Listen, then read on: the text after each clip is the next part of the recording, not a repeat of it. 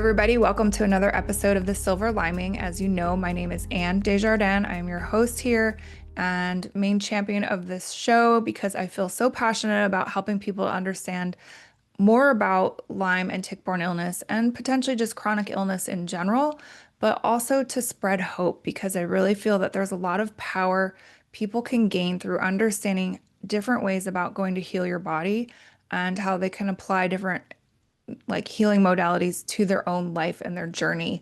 And I just want people to understand. I remember all too well when I was in the thick of things, how much I really wanted to stop breathing. And I'm so grateful that that didn't happen because I wouldn't be here now in this healed capacity to enjoy the abundance and prosperity that God's given us on this earth. And I just really want people to hold on to things. I've got this note card here at my desk: pray, hope, don't worry. That's from Padre Pio, and I look at that all the time and I just think about things and know that if you are going through a struggle with tick-borne illness, that you can regain your health. It's almost like figuring out how to undo a Rubik's Cube and trusting in God, but ultimately just finding the right path forward for yourself. I think that's one of the hardest things with this illness is that there is no clear-cut path for each person. Every person needs a little bit something different, at least in my experience of what I've gone through, because there's a lot of underlying factors that we have to consider in this battle, right? Like it's sometimes not just Lyme, there's co-infections, there's mold, there's heavy metal, there's a lot of different components that we have to think about, even your just own bioindividuality as a human. And again, what worked for me may not work for you, and that's okay. But there is a path forward that will work for you, and it's just a matter of figuring it out. And again, I try to bring forth stories of people healing. I've been more recently focusing on people who help others to heal. And I just think that's such a beautiful thing and a beautiful gift to give to people. I myself am trained in some different modalities to help people, but my guest today is someone who's a doctor of naturopathy. She's a certified wellness coach and a bioenergetic practitioner, which I think is something that's becoming a little bit more mainstream. But a lot of times, for those of us who are left to figure out how to fix our own bodies, we are already steps far ahead of the regular medical community on things like that and knowing the importance of some alternative options and some holistic options. But my guest today is Cristina McMullen, and she's joining us from Georgia. I'm really glad to have you here as a guest and for you to share your time with us. She's been actively working in the field of alternative healthcare since 2005. And from a young age, Cristina has had a strong desire to learn everything there was to know about the body and how to heal it naturally. She began attending Everglades University, graduating magna cum laude with a BS in alternative medicine. Kudos to you. And then she became a certified wellness coach through the International Association of Wellness Professionals. Finally, she earned her doctorate of traditional naturopathy from New Eden School of Natural Health and Herbal Studies, completing her dissertation on the complex pediatric neurological diagnosis of PANS and PANDAS.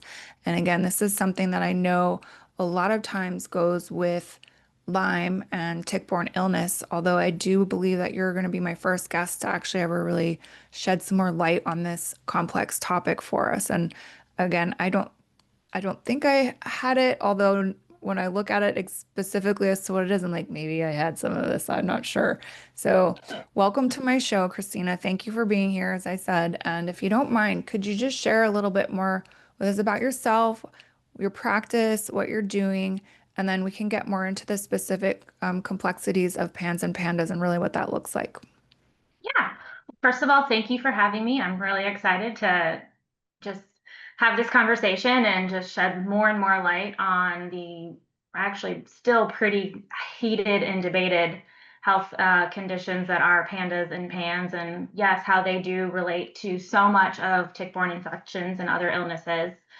But yeah, I fell in love with alternative natural healthcare really in high school still. I was kind of never really, even as a kid, just going to the doctors and hearing what they had to say and the treatment modalities of different things. It just never set well with me. So when I was first introduced to this whole world, I was hooked immediately.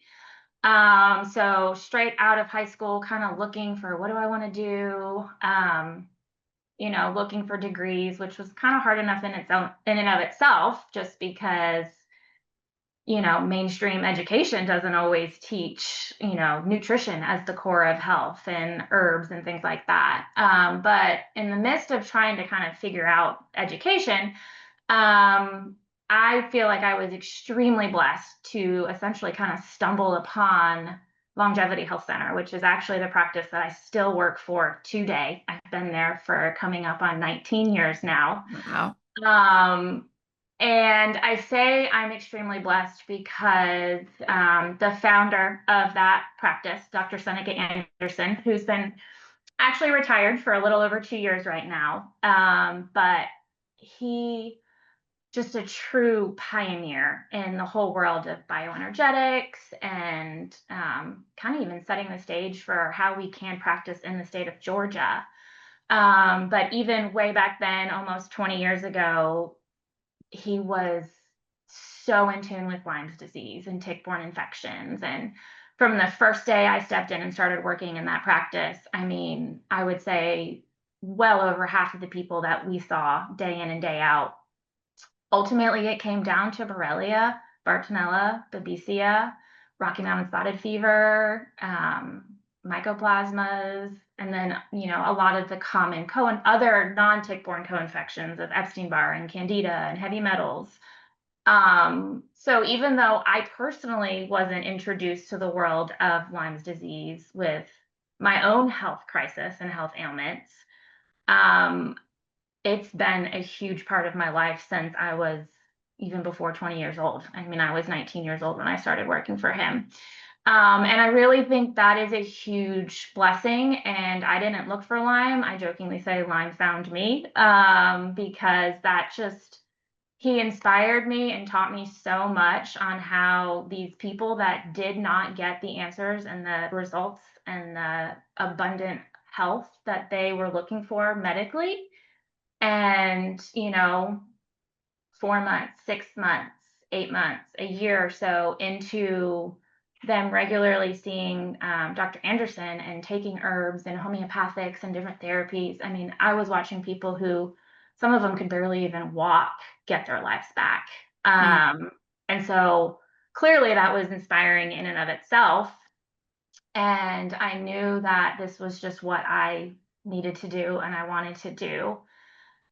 So that's where, thankfully the internet is a great thing these days for certain things. And I was able to find the colleges and the schooling that I went to. But while I was getting that education, that formal education, I kept training and working under Dr. Anderson. And I think that's just so invaluable because I'm seeing it real life hand in hand while I'm learning about certain things in the books. So yeah, that was kind of the way it all started. And then since we're kind of pans and pandas is kind of the thing that I tend to focus on mostly. Lyme actually is kind of what led me to that too. As I was working and we were seeing all these adults with Borrelia and other tick-borne illnesses, some of it was, oh, well, now I have my kid that has these symptoms, X, Y, and Z. And, or, I think I was pregnant or I think I had Lyme while I was pregnant with my child, and now they have these symptoms. Could this be something that they're dealing with too? But then also more of these just tough cases that parents were desperate and looking for answers and trying to figure out why their robust, active, outgoing child suddenly is like a shell on the inside and is riddled with anxiety and different neuropsychiatric symptoms and syndromes. And so we would get a lot of those kids too. And this was even before there was official, pandas and pans diagnoses. And sure enough, when we would do bioenergetic testing on them, I would say well into the probably 80% of them, we were still finding Borrelia, Bartonella, Babesia, other co-infections. So that was kind of a natural step into the pediatric side of things, especially since I, at that time, was becoming a mom. I have 4 kids now.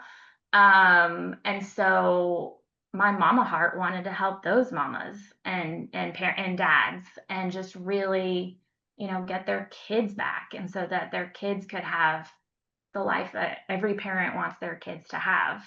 Um, so I guess that's where I am now. That's awesome. And then for those of us listening who are like, okay, what the heck is PANS and PANDAS? Yeah. Can you elaborate a little bit more as to what that stands for? Because as I was saying that, I'm like, I don't know if I could actually have had this. Is this something that only applies to pediatrics, or can adults get a version of this too? And it maybe, Yeah, so Pandas and Pans really wasn't founded until I would say, mid to late 2000s. The diagnostic criteria, kind of 2011, 2012-ish, I think is when it finally was established. But PANDAS stands for Pediatric Autoimmune Neuropsychiatric Disorder associated with streptococcal infection. So it's these basically a brain that's inflamed, full of inflammation, developing lots of neuropsychiatric symptoms, OCD, tics, sometimes severe separation anxiety, things like that, after a fairly recent strep infection. And then PANS is kind of a more umbrella statement. Our disease or diagnosis stands for pediatric auto onset neuropsychiatric syndrome. So, not necessarily tied in with strep, which obviously, if people that are listening can kind of connect the dots, that's for us where a lot of other underlying infections, like the tick-borne illnesses, can be at play that could be in the system, causing a lot of these neuropsychiatric symptoms, which I think in adults is kind of like the neuro Lyme world, yeah. of, OCD, rage, all sorts of different psychiatric symptoms. Um, and yes, the diagnostic criteria is typically under 12 years old to get an actual PANDAS and PANS diagnosis, but clearly people get slipped through the cracks. Um, and so, yeah, especially since it is a fairly recent diagnosable disease, I think there are a lot of adults walking around that, do or did at least struggle with what would have been a very diagnosable PANDAS and PANS disorder for Okay. sure. And is there so is there like ANS or like adult neurological is there Not really. No, I mean, the diagnostic criteria, which I mean, there's a lot of still controversy around the diagnosis in general because sadly, there's no like there's no one simple test to run. It's based off of the practitioner, and it's a clinical diagnosis of what they see. Do we fit the descriptions of sudden onset of symptoms or extreme food restrictions or verbal or motor tics, handwriting changes? So it's kind of up to the practitioner's discretion to actually truly diagnose. And then, I think some of the limitations for an actual diagnosis are the age groups. It's pediatric, so it's under 12 years old, which is probably where a lot of in adults you could potentially say neuro Lyme is in some essence kind of what you're looking at is more of an adult untreated PANS or PANDAS type picture. Okay, thanks. And then what would treatment really look like for someone? So, well, I guess let's back up too. It's like you mentioned some of the symptoms. So, if I'm a parent and my kid all of a sudden has changed drastically, would this be like the first thing I should look at? Is this sort of a secondary thing? Are there other things that this can get confused with in terms of a diagnosis? So the very classic textbook picture is a very sudden onset. Like your kid goes to bed fine, no worries, no concerns, and then they wake up and they are riddled with anxiety, or they have to wash their hands repeatedly over and over again with some OCD, or they are terrified of leaving the house and won't go anywhere without their mom or dad. And they'll attach onto someone with this just very irrational separation anxiety. Or a lot of them will end up start talking about like kind of really scary and intrusive thoughts. Death somehow can be a very common thing that they express, like, it's not really my thoughts, but like I keep getting these thoughts. And thankfully they don't seem to really act on them per se, but most of this just comes on just out of the blue. There does seem to be sometimes a little bit of like a waxing and waning of symptoms. Say your child does have strep throat or the flu, and we're all going to be a little clingy and feel crummy when we don't feel good, but it just kind of seems to lag, or things just don't seem quite right. But then we kind of improve. And then eventually we do still see a pretty drastic overnight shift. It could be 6 months later, it could be a few years later. But that classic just kind of shift of like, oh my gosh, where's my child? What happened to them? It is very much that kind of telltale sign that you're probably dealing with something in the pandas kind of family. Okay. And then back to what I was trying to, I guess, initially go to was like, what do you really do for somebody if they have this, um, if they have pans or pandas? How do you treat them? Is that like a herbal thing? Is that different lifestyle thing? Like, really, what would you recommend for people and how to get better? So my approach, is definitely multifactorial with, herbals and lifestyle, and dietary changes for sure. I personally don't work with antibiotics. Obviously, medically, the route is going to be a lot of times very long term and sometimes even prophylactic antibiotics for years. Um, but for me and our practice, we definitely hone in on, what are some antimicrobial herbs. Like I said, we're always dealing with some form of underlying infection or toxic load. So with the bioenergetic testing, we can very easily and amazingly simple for kids especially, kind of isolate those underlying pathogens and then figure out what the best herbal tinctures are going to be to help the body and their own immune system really kill off or fight off bacteria, viruses, fungal infections, parasites. We all pretty much have heavy metals in our system now, all these things that just bog down the immune system. So herbal approaches for sure.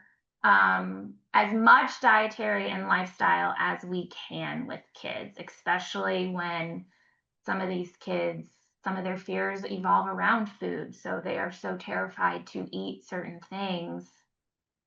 They're not getting the nutrition they need, and they're kind of starving themselves to death. So at least in the beginning, definite heavy focus on the herbal antimicrobials, anti-inflammatories. The more we can get inflammation down,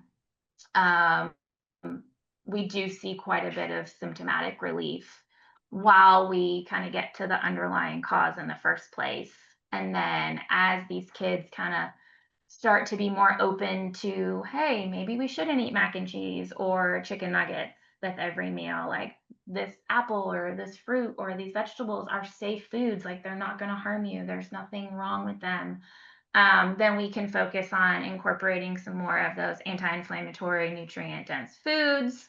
But then also, yeah, our environment is always a big trigger of what kind of escalates things and makes some people more susceptible to these microbial pathogens than others. So, we're always, trying to make sure the house that these kids live in isn't riddled with mold, or the school that they're going to,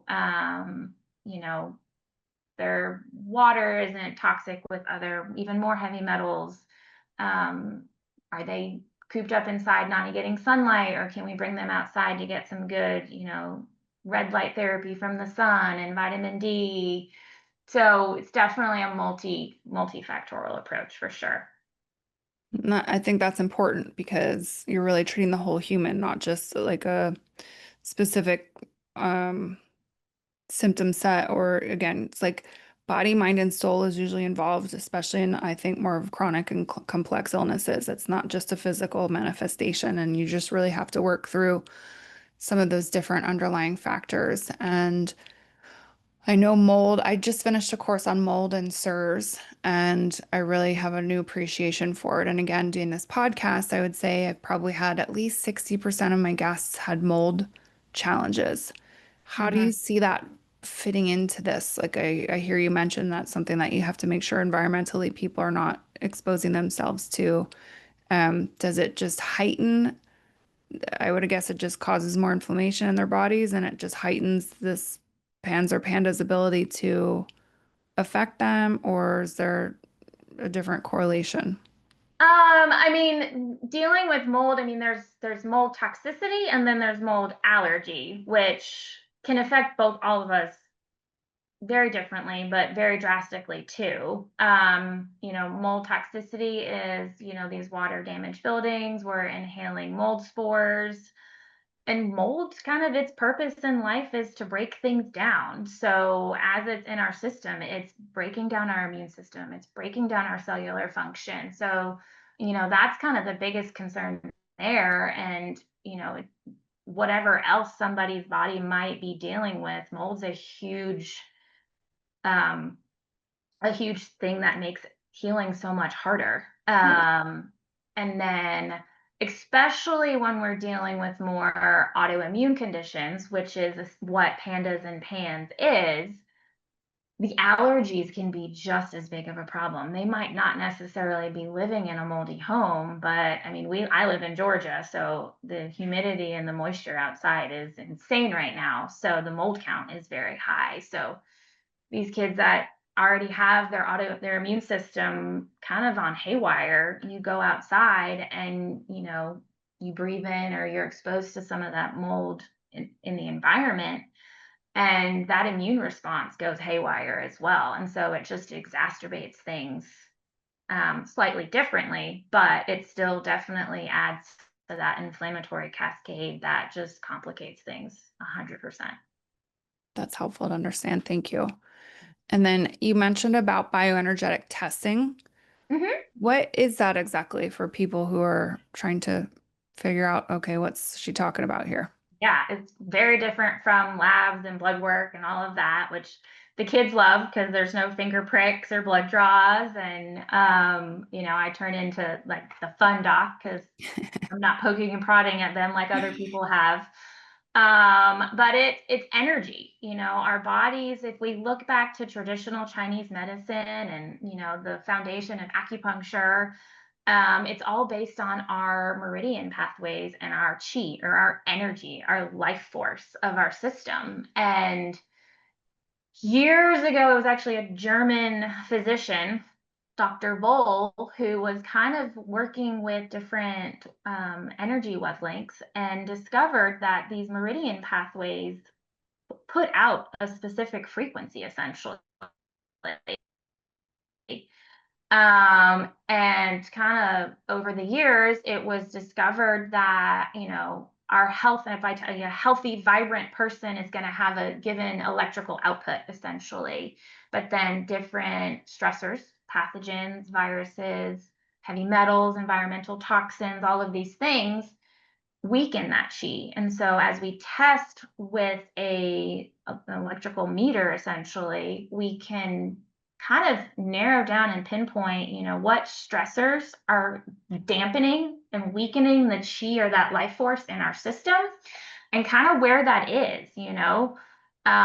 So that is how we do the bulk of our testing at our office. The bioenergetic scan for me, it's like a little bracelet or a wristband that has a couple points of connectivity, and I've got it programmed to basically expose the body to a whole slew of different pathogens and toxins, and we're trying to get a feedback response from every individual person's body to see whether or not those things are having a negative impact on the functioning of their system. And so that's how we can help isolate and really say, is it strep? Is it Borrelia or Bartonella? Do we have a candida overgrowth? Or is there dysbiosis in the GI tract where we have an overgrowth of certain pathogens and really not enough of those beneficial strains to help compensate? Um, we can look at potential nutritional deficiencies and see if the body's kind of almost screaming like, yes, please give me more magnesium or give me more B vitamins. And then kind of rounding it all out, we always look at food sensitivities too, because those inflammatory foods can kind of be more fuel to that inflammatory fire. So trying to not just blanketly treat everybody the same way and say, oh, well, gluten's bad for most people, so everyone needs to come off gluten, or dairy and all of these things. We can really individualize protocols and plans for people by really tapping in and seeing what truly is impacting them and what their bodies really do need for optimal function, so that their immune systems can take on the role of fighting off what they need to fight off.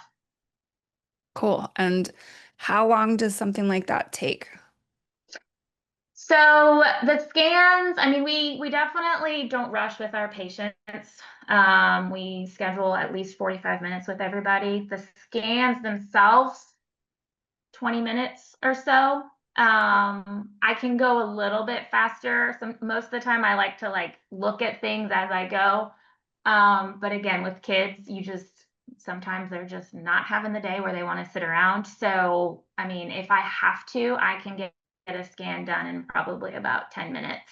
And then I can go back and kind of look at everything. So it's a lot of information in a relatively short period of time. Yeah, wow. And would you get results immediately, it sounds like? Yes. Yeah, Yeah. as soon as the bioenergetic machine finishes scanning, within 10 to 15 seconds, the report is up on my screen. So it's Wow. very immediate.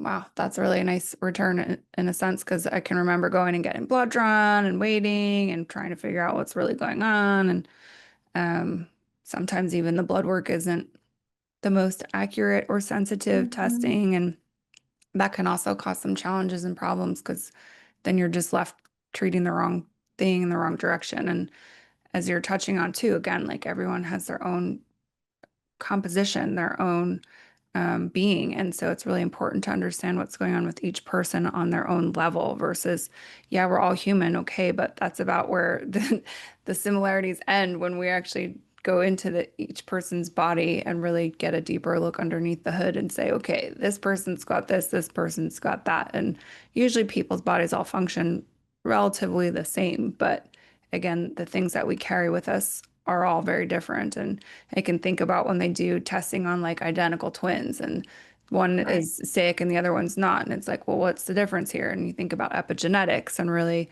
the environmental exposures and the different traumas that they've experienced in their life and the different lifestyles that they've led. And really, that obviously has a huge impact on how each person develops in the first place, but let alone responds to treatment on the back end.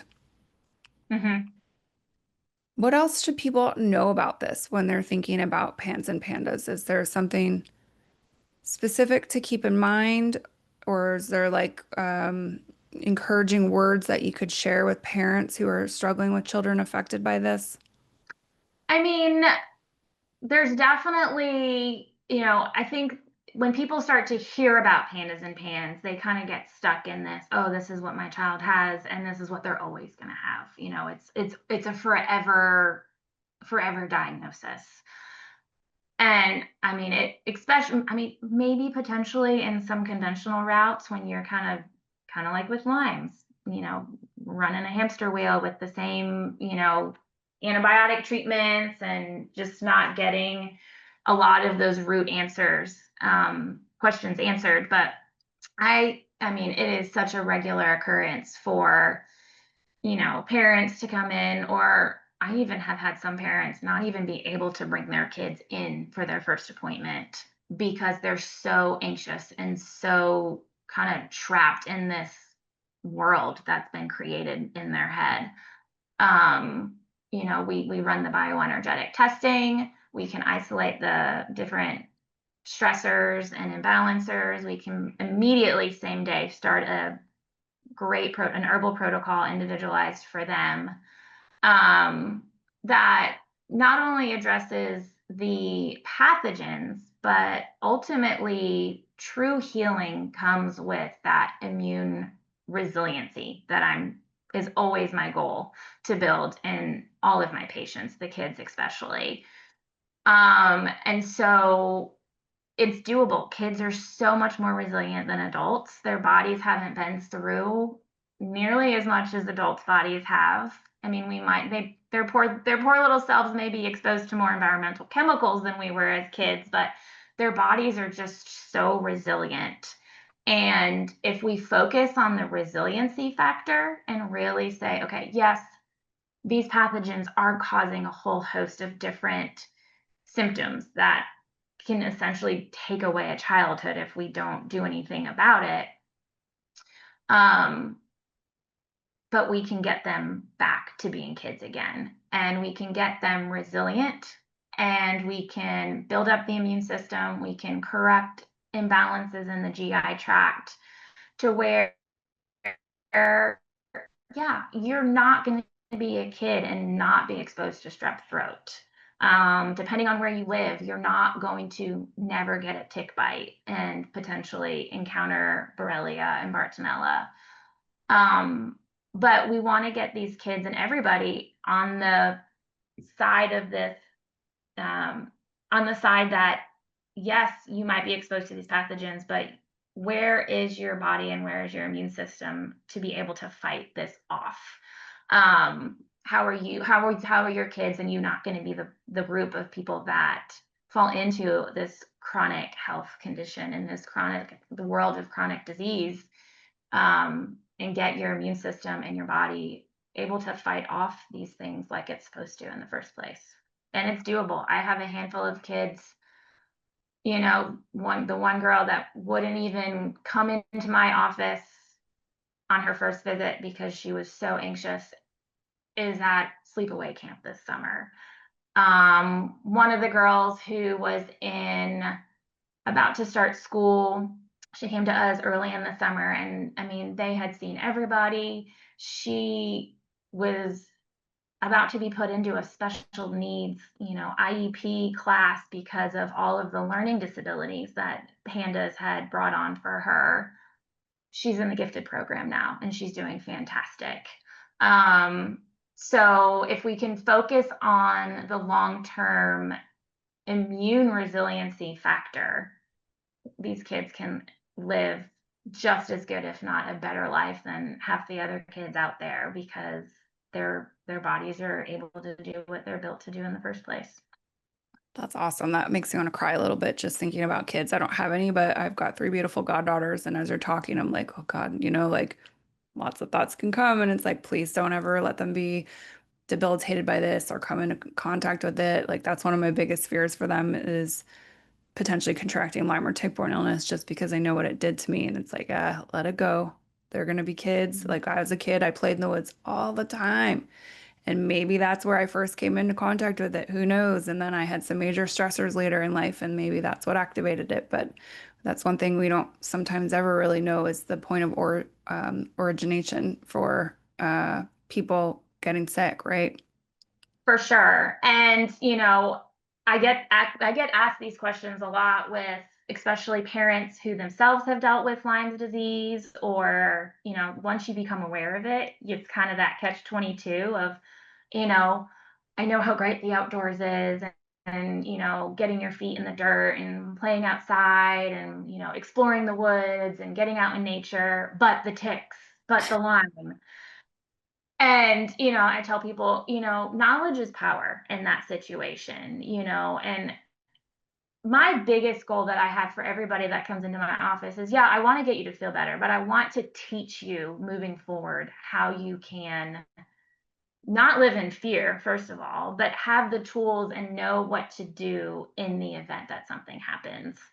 Um, because I don't want kids cooped up inside because everybody's afraid that there might be a tick that shows up on their skin and they might get Lyme's disease. I mean, part of building that immune resiliency is getting outside, is playing in the dirt, is exposing your microbiome to all of those other wonderful things that are in the world around us. And so it's that balancing act, but the education of what to do if, and not living in fear, for sure, is a big point that I try to drive home, especially once we start to see these kids come back and they're like, okay, we've had some good days, but it's October and we're about to start school again, and the whole first grade is going to get strep throat, or we have a camping trip coming up. Oh my gosh, how are we going to survive? What can I do to make sure my kid never gets bitten by a tick again? And we need to not focus so much on that. Yeah, there's preventative measures we can take, but it's the coming to that sound piece of like, okay, I know certain things that I can be equipped with that we can start implementing if something like that happens, but we can't stop living our lives in fear of it at the same time. Yeah. And are you able to share any of those tips for people that Yeah. So yeah, I mean, my family implements a lot of the preventative measures too. My husband's a big hunter, so we're in the woods with him, and he actually has his own little Lyme's disease history from that. But I mean, in the woods, if anyone's going out, I know there's a lot of natural sprays. People typically don't, especially in this world, don't like to use deep bug sprays and stuff like that.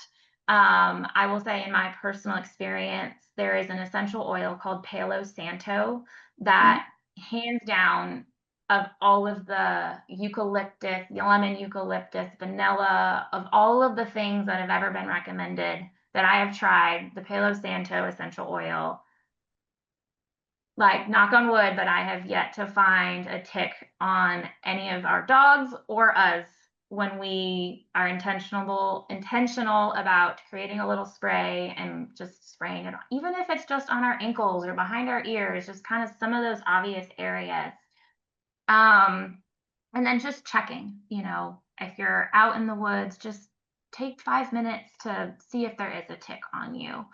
If you do happen to find one, hopefully it's still crawling on you, but if it has embedded, I mean, I know there's certain places that you can send a tick off to just to see if that tick actually has an infection in the first place, but still takes time though. And really, time is kind of the essence when we're dealing with Lyme in particular, especially trying to prevent any sort of long chronic Lyme picture. So I am always carrying around some of my favorite herbal antimicrobials, homeopathics.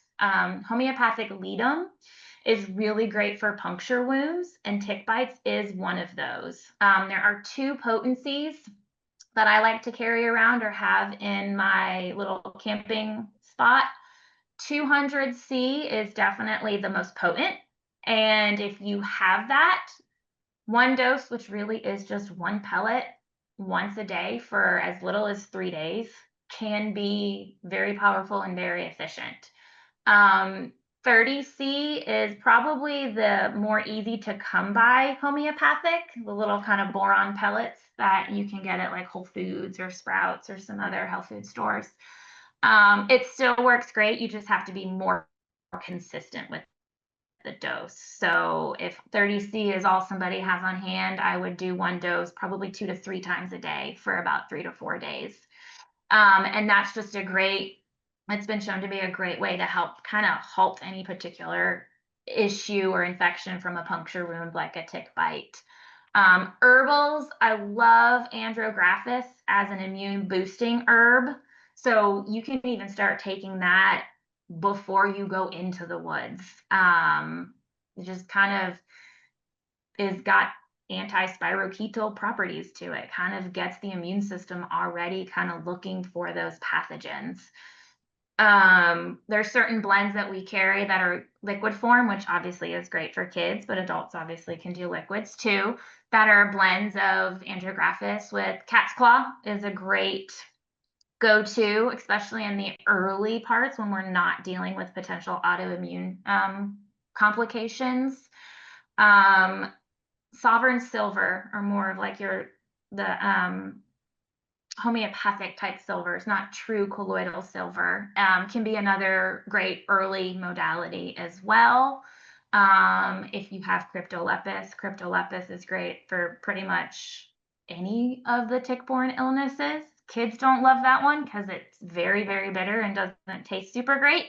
But sometimes if you can hide it in something, or if they've gotten used to taking herbs over their life, or adults obviously sometimes we just kind of have to take what we need to and move on, but always incorporating some form of antimicrobial kind of as early as possible. And we typically tell people for about a month, go ahead and just take that antimicrobial just to be on the safe side. If you start early on, you might not need to really worry too much about a lot of I don't know how much you or your listeners know about biofilms. But you might not have to be so heavy-handed with biofilms kind of right at the beginning. But some of these herbs kind of fortunately address some biofilm as well, which is kind of the great thing about herbs in the first place. But things like modified citrus pectin or proteolytic enzymes are kind of some of my favorite biofilm busters, I say.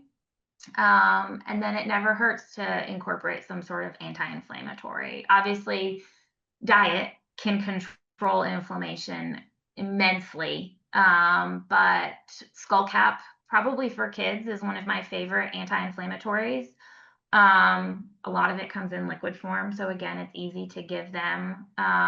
But in wanting to make sure the immune system doesn't go haywire, one of the other benefits to skullcap is it helps regulate those T cells in our immune system that are really what kind of tell our immune system what to do and kind of whether or not something is a threat or a danger. And so, it can kind of help keep things from getting too chaotic while some of those antimicrobial herbs are killing off the pathogen in the first place. Yeah, thanks. That's really helpful because I know like I still have a little bit of PTSD about going outside. And one of my most recent guests was kind enough to say, like, it's not really something that you can fully prevent, right? Even the Right. other day, I found a half engorged tick on my bed, and I was like, no, it's not something you really ever want to find in your house. And as much as try not to expose myself to their environment, like they really are everywhere. So she was like, you've really got to think about more of a strategy of what you would do if, like, you can't, you need to have a plan in place. And I was like, oh, eureka. Like, why have I not thought about this? I'm such a planner in every area of my life. Like, I have a thought about what I would do, but I know a lot, but sometimes you still kind of forget in the moment of panic, like, what happens. And so that's really helpful to get a different perspective on things. And just again, it's really, I'm the first one to say this too. It's not what happens to us, it's how we react to what happens to us. And we need to be in a reactionary state, know again what we need to do for ourselves to help prevent it from infecting us and for it to become more of a long-term chronic set type of sickness. And these things that you just rattled off are really helpful. You're making me think about another question, though. I always think about this and then I never really ask anyone who could answer me. With Sovereign Silver or some of the silvers, the homeopathic versions, Yep. is that not putting metal into your body? Like, how is this not impacting the heavy metal load? What don't I understand about this? So it's not that's definitely not something I want people to take like year in and year out. Like I don't know if gosh, he hasn't this story was years ago, so I don't know how much people really remember about there, but there was I think a man out in Arizona somewhere where he would take silver every single day for over a decade and it turned his skin a bluish color. Yes. I'm never wanting somebody to take anything antimicrobial super long term. Um but no, I mean the Sovereign Silvers, the one that we use, is called Argentin 23, and the 23 stands for 23 parts per million. So it is a very, very, very small silver particle. And the medicinal benefit of that is it can get into our cells, which is where a lot of these pathogens kind of try to hide out and evade our immune system. But from a toxicity standpoint, it also doesn't stay in our system very, very easily either. So um, if we've got our detox pathways open and we're working, making sure our body is flushing out toxins, um, which I mean, our kidneys flush out herbals. I mean, they're chemical substances. Then I've never witnessed, and I don't see any concern with someone being on a silver product like that for even probably up to a year or so. Um, Yeah. I haven't seen the toxicity at all in the 15 plus years I've been personally prescribing it or recommending it to people. Yeah, thanks. That's helpful because again, my brain often will think of that question and then it's like, who do I ask about this? Like, I just want to be clear if I'm trying to get metal out of the body, why am I putting metal back in the body and how does that really work? So I appreciate you clarifying that point a little bit more too. And then, can you talk about some ways to promote detoxification? So I Yeah. hear you saying like detox pathways need to be open. Yes. How do we do that? Um, yes, this is probably one of my other favorite topics. So really, and some of this kind of stems into what you were saying with like, not having a plan and kind of being worried. The biggest thing that's going to probably the first thing that's probably going to block our ability to detox is stress. Um, you know, if our body is in that sympathetic fight or flight state, those detox pathways, the body's like, we will deal with detoxification later. We have an immediate threat that we have to deal with. So I know it's always easier said than done, but the more we can help get out of that fight or flight state before we even address the toxic burdens and how we're going to heal from all that, the more efficient the whole process is going to move forward. So, I mean, supplement wise, there's always, adaptogenic herbs, ashwagandha, rhodiola, mimosa, a bunch of different things, licorice root. Um, but I'm also a very, very big fan of different like heart rate variability apps that, help coach people, especially kids. It's very easy to kind of put a little app up and kind of have the kids do series of deep breathing exercises to get them out of that anxious fight or flight state. Um, you know, when there's inflammation, a lot of times there's an imbalance in the GABA in our brains. And so, helping to support those neurotransmitters with some L-theanine to kind of get into that calming, get out of that fight or flight. Um, Emotional freedom techniques, things like that. My first, I always want to try and help calm the anxiety and calm the fear down so that the nervous system and the immune system then is in the right state to then be able to detox in the first place. Then moving forward, yes, I mean, the liver and the kidneys are kind of our main internal detoxification organs. The skin is definitely another big avenue. So making sure we have all of the requirements our bodies need for optimal functioning. So nutritional scans, trying to see if they have ample amounts of B vitamins, or are we, you know, if the kids or adults don't mind vegetables, are we eating enough of those cruciferous sulfur-rich vegetables like broccoli, cauliflower, Brussels sprouts, onions, all of those lovely, yummy vegetables, so that our bodies can actually produce the master antioxidant glutathione that our liver needs to actually process things. Are we staying hydrated? Are we drinking enough water? Are we getting the right minerals so that our cells can actually absorb that water and stay hydrated so that the kidneys can filter those water soluble toxins out? Um, this one can be tricky for a lot of people just because I think our diet are a big hindrance to our bile flow and our production of bile in the liver and gallbladder. Bile is actually one of our body's internal binders, if you want to think of it that way. So, especially if we are eating a very high sweet, sugary, carby type diet with lots of, unhealthy inflammatory fats, we're going to be clogging up those bile ducts. And even if our body is trying to move toxins through the liver into the intestines to be dumped through our stool, it's going to get stuck.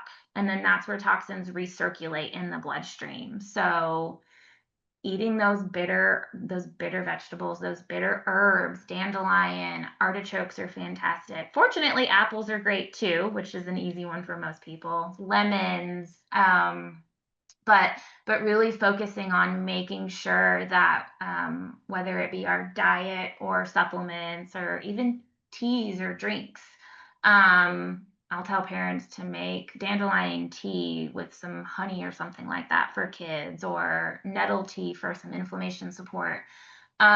Getting those foods and supplements in to just make sure that bile flow is happening, so that as those toxins are going into the liver, they're attaching onto the bile, and then our bodies naturally through the digestive system will excrete those toxins out.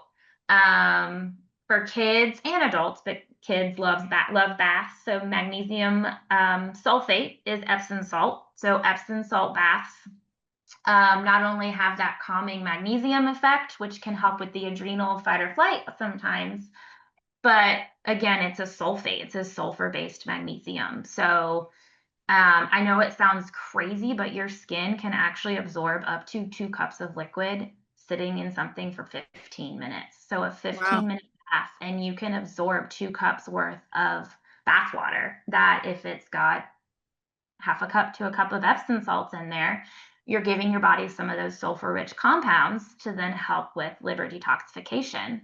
And then saunas are always, or just sweating.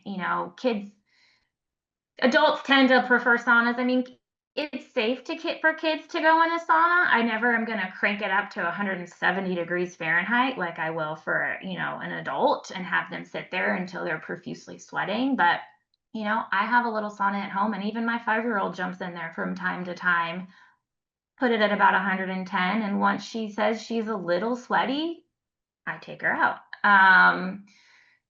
But fortunately for kids too, I mean, they're typically pretty active. They're outside, they're playing sports, they're running around in the neighborhood, like just sweating in general. In Chinese medicine, actually, the skin is called the third kidney. So it's a huge, huge avenue of elimination.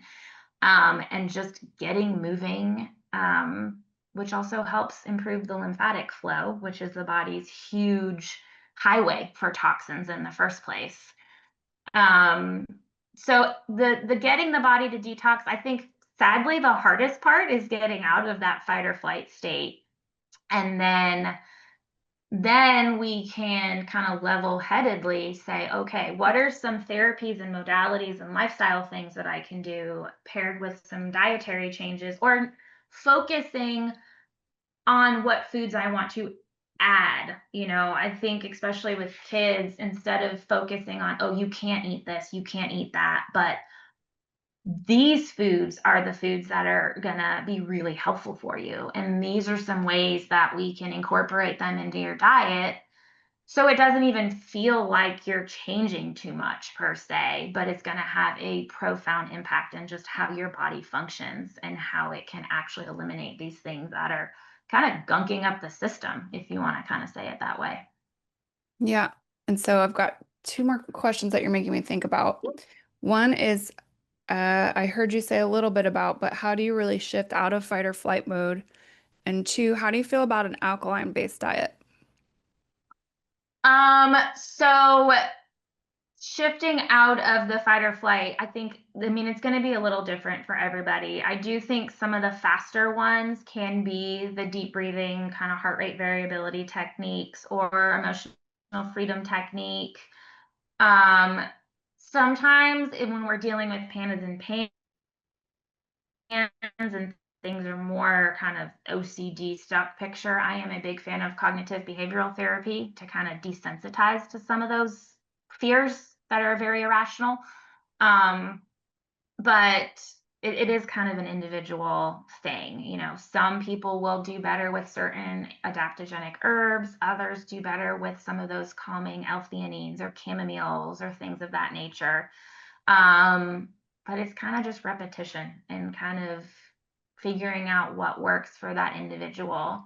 Um, Vagus nerve exercises can be helpful too. Humming, chanting, singing, switching the water at the end of a shower or a bath to cold for 10 to 15 seconds, kind of that cold shock therapy. Doesn't have to be super long, but that'll help kind of reset the vagus nerve. And a lot of times can kind of help get people out of that fight or flight state.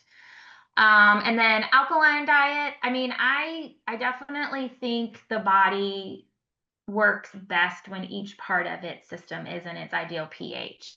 That's going to be different for each part of the body. Um, but overall, I mean, that is something that we do look at. We do a urinalysis at the office, and we look at the body's first morning pH. And so we want to have a certain range for ideal function. I mean, we've just learned over the years, healthy organs and tissues function better at a certain pH range, whereas harmful pathogens and even cancer survive in a much more acidic state. Yeah. So, I definitely think there's a lot of validity to just being aware of what foods you're eating that are either making you more acidic or more alkaline.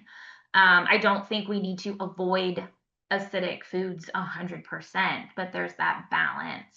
And one thing I tell people all the time is, you know, balancing your plate and your meal is kind of my top priority, which also thankfully helps emphasize the importance of we just don't eat enough vegetables in our American diet because those are the highly alkalizing foods, which also thankfully are going to give you all those sulfur rich compounds to help with detoxification, and help alkalize your body. So, and that's the beauty when you look at natural medicine. Like you don't have to think mainstream allopathic medicine with I need one thing for one ailment. A lot of these things that we're doing work on multi aspects in the first place. So Yeah. it can very easily feel very overwhelming if you think I need one thing for one ailment.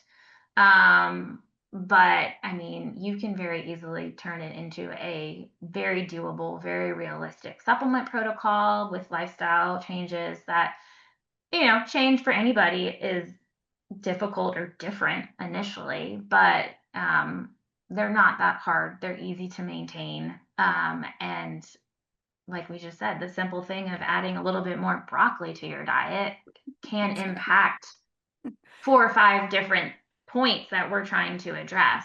So, yeah. That's why I'm laughing. I'm like, wait, there's vegetables in the American diet. Yeah, And I right. think about the sad acronym, Color. right? We need more color in the American diet. Yeah, yeah, and not candy colors either. Like definitely natural colors, No, the, please. the Yes, the real nature's rainbow for sure. Yeah. that's right. That's right. But that's why I was chuckling. Like I love your answer, but I was like, oh, there's diet vegetables in American diet. I don't know about that. So, but that's It's another one of reason. those, it's totally, I was gonna Go say ahead. it's totally an easy fix, but sometimes the easy things are the hardest to implement, getting started. And then it just, once it picks up steam, then that's just your new lifestyle and that's just is what it is.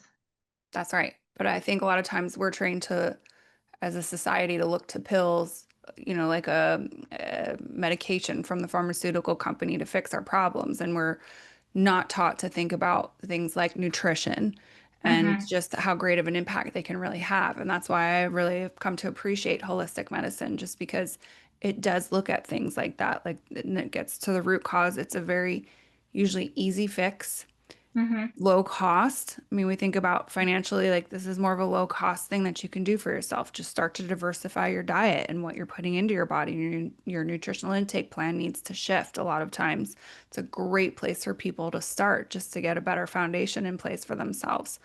And I know just from going through treating Lyme and tick-borne illness myself, it's very expensive. So when we can find cheaper hacks like herbs and nutrition and lifestyle changes, those cost nothing, right? Like you start dry Mm-hmm. brushing. My dry brush was $7. Like, Right. okay, it's a very well worth investment for myself to help my lymphatic system to drain better and to move better. And again, a lot of that stuff is super cheap. And I almost feel guilty when I'm telling people, they're like, really, that's it? And I'm like, yeah, Mm-hmm. We that's it. overcomplicate things a lot.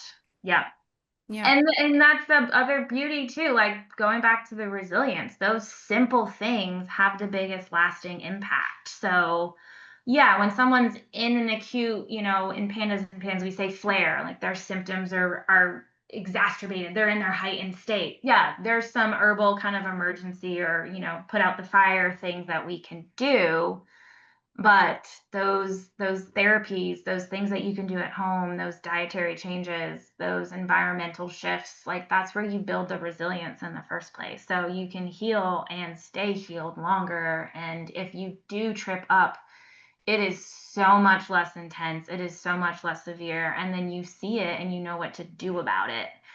And it doesn't set you back months or years again. It's a very short-lived thing. So, It's another way that I keep trying to remind myself with my own fear, right? It's like I have a mhm, much broader tool base now. Like I can fix myself a lot more quickly. It's not going to be another 7 years that I go trying to figure out mhm, what the heck is wrong with me. Like I understand my body so much better and I'm so much more in touch with myself. And again, I have so many more tools that it's like, ah, all right, I can, if it ever happens again, knock on wood that it never does. But if it does, yeah, um, I know how to contend with it a lot better. And again, simple things like making sure you get enough sleep, making sure mhm, you're getting some fresh air, moving your body. And I know for some people they've countered to me like they can't move, but I think ultimately everyone can move their bodies a little bit, even if it's just with some breath work, right? Like you don't actually have to mhm, physically move your body. You can do that breath work. And again, that just helps to open up self and to create more life force and more chi within ourselves. And that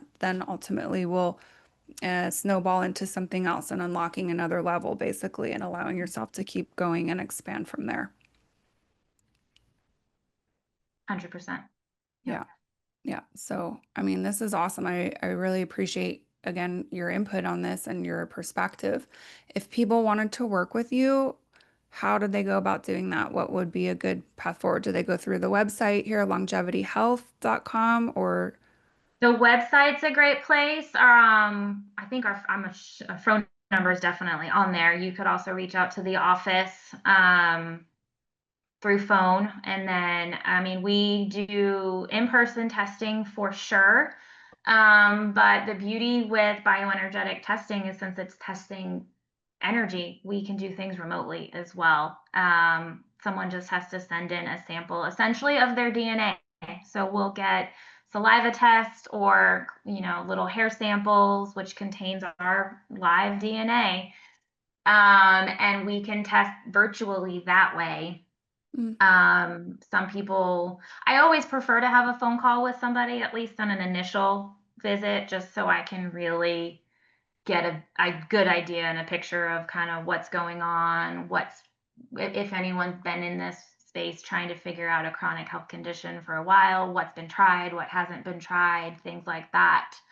Um, but the remote testing is also relatively quick. We get the results like just like in person, immediate, and then typically we'll have a phone call or someone will have a phone call them to go over the results, and then we can ship supplements out to anybody in the United States. So just contacting the office either through email or the phone number 770-642-4646. nice. There's myself. Like we're saying, I see a lot of kids, but I don't only see kids. And then there are 3 other practitioners as well. Um, since all of us kind of, you know, have, one of the practitioners was Dr. Anderson's daughter, is Dr. Anderson's daughter. The other two worked with him, gosh, probably plus 5 years before he retired. So all of us have a very solid Lyme basis and Lyme disease background. And then if there's other kind of little ailments, we kind of all tend to have a little bit of our specialty, with pediatrics and pandas and pans being the one that I've kind of honed in on. So there's lots of options, whether someone's trying to come in person or do something remotely with us. Yeah, perfect. Thanks. I appreciate you covering that because I know I do have listeners from all over the world. And as I had mentioned earlier, it's like, I don't know if that's a good thing or a bad thing. I don't want people all over the world to be struggling with this, but I'm grateful that there's the ability to reach out to a resource such as yourself from all over the world. Oh yeah. And I would ask too, I think you have maybe the caveat that you could ship herbs just to the US. What if I happen to be like in Canada or I know we've done overseas? it very infrequently, but there are ways to get things to people. That's just not something I have personally done, but I know we have done in the past. So it's doable. Okay. And I would Mhm. imagine too, you can always at least maybe make the recommendations and then they can Right. contact At the you. very least, good old Google and stuff. And Yeah. a lot of companies that we work with only work with health professionals to try and maintain the quality of their ingredients. But Yeah. some of them are open to the public. And then, if someone's obviously unable to get certain products, I mean, my ultimate goal is to get them feeling better. So there are other supplements out there that we can make recommendations for 100% that they can get their hands on and start to feel better. Yeah, awesome. That's again very comforting to know that. And um I'm just I'm like thinking about all the fun things that you taught me. One in particular is that the skin can absorb 2 cups of water in the bath. And it's like I had no idea about that. I know that the skin is our largest organ, but I didn't realize I've seen different demonstrations on how quickly the skin can absorb, like say, chlorine. And it's like Hmm. like I never want to go in a pool again after seeing how fast that happens. But I didn't understand exactly how much it could actually suck up. So that was great. And again, just going through more specifically what pans and pandas is and really how that impacts people. And again, being more of a holistic practitioner myself, some of the stuff that you talked about, I know, but I'm really grateful for you to spell it out so clearly for people to understand like the detox pathways and how to help themselves and a different plan to have in place for themselves if they happen to come into contact with a tick. And what do you really do? And what would be some good herbs to throw yourself onto so that you're keeping that immune system robust and functioning highly before something can sink its teeth into it and cause more problems for them in the long run. So this has been very insightful and I really do appreciate you. And I think about children and how hard that would be to see them in a non-well state. And so I'm grateful for people like you who are able to be strong enough to see them that way and to help them to regain their lives and to get back from not being able to even come into your building to being fully thriving. And, kid goes from struggling in an IUP to going to a gifted program. Like that's a miracle, right? Like that's really something that's quite profound that you're able to give as a gift to this world. So thank you for that. And I will applaud you to keep going with your career and see where it takes you. And I'm excited for listeners to hear this and to get some of this energy, information and understand that there are ways that we can use energy very simply to help the body to heal. Because ultimately, everything is energy. And this is Hmm. really, in my opinion, where healthcare needs to look in this direction, as opposed to taking a pill or antibiotics that completely disrupt the gut biome and cause a lot of problems long term as well. For sure. Yeah. Any final words or parting thoughts for people to keep in mind?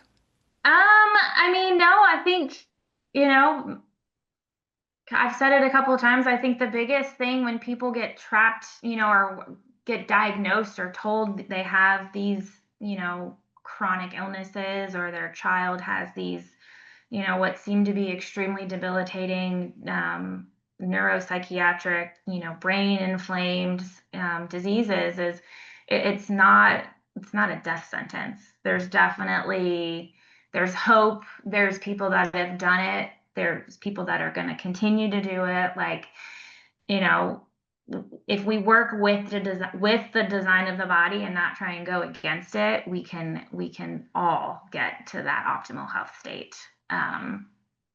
It's just, it might look a little different for everybody, and that's why I love the individualized approach that I get to take people on every single day. And the hard days are hard, but yeah, when you get to see someone come in who's turned a corner, or they've got their life back, they're enjoying themselves with their friends and family, it just makes it all worth it for sure. Yeah, perfect parting words. Thank you. I appreciate that because again, this is a silver Yeah. lining, and I really want to undermine or to underscore that people can have hope, and it's really important for them to have it. And Hmm. you're just a very beautiful soul to be here to help walk people through that experience. So thank you. And Yeah, again, well, my thank guest you. today was Cristina McMullen. And if you're interested in working with her, she's based in Roswell, Georgia. But as she mentioned, you can reach out to her virtually as well. She works through the Longevity Health Center, and I'm sure she's going to be there to help you if you do so reach out. Yeah, awesome. Thank you. Thank you.